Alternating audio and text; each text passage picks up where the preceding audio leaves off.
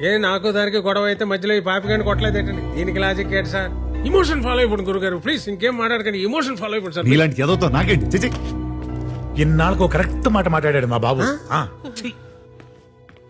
ఎరా హలో మోయ, ఆడు సస్పెండ్ అయ్యాడంట కదా, ఇంకా ఏంటి డల్ గా మాట్లాడుతున్నావు? అదేం కాదు, ఆడేం చేయకుండానే ఆ లెవెన్ స్మగ్లర్ అని ప్రూవ్ చేయొచ్చంట. నాగరాజ్ డానీతో చెప్తుంటేను అది చెప్తామని.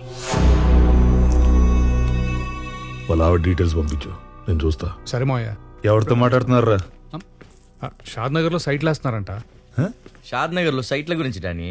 అంత మంచి మాటలు మాట్లాడుంటే ఎప్పుడో బాగుపడేవారు. అంటే అడు కేసు పెట్టలేదు కాబట్టి సరిపోయింది నాయక్.